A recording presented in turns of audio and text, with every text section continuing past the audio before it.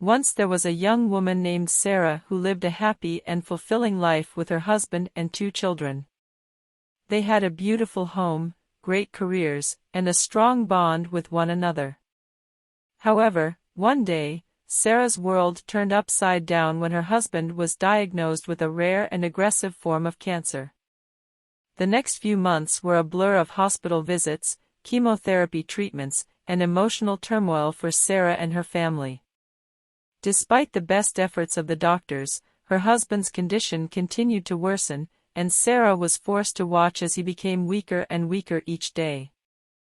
As the weeks went on, Sarah's husband grew increasingly aware of the inevitability of his own death. He began to spend more time with his children, cherishing every moment he had left with them. Sarah, meanwhile, tried her best to stay strong for her family, but she found it increasingly difficult to hold back her tears.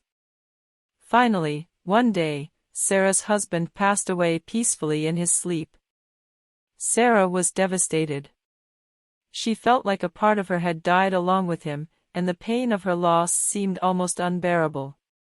She struggled to get through each day, feeling like she was drowning in a sea of grief. In the months that followed, Sarah slowly began to pick up the pieces of her life. She tried her best to move forward, but she could never quite shake the feeling of emptiness that lingered inside her. She missed her husband terribly and couldn't help but wonder how different her life would have been if he had lived. Years passed, and Sarah's children grew up and started families of their own. She remained close to them, but she could never quite shake the sadness that seemed to follow her everywhere she went. Even on the happiest of occasions, there was always a sense of loss that hung in the air.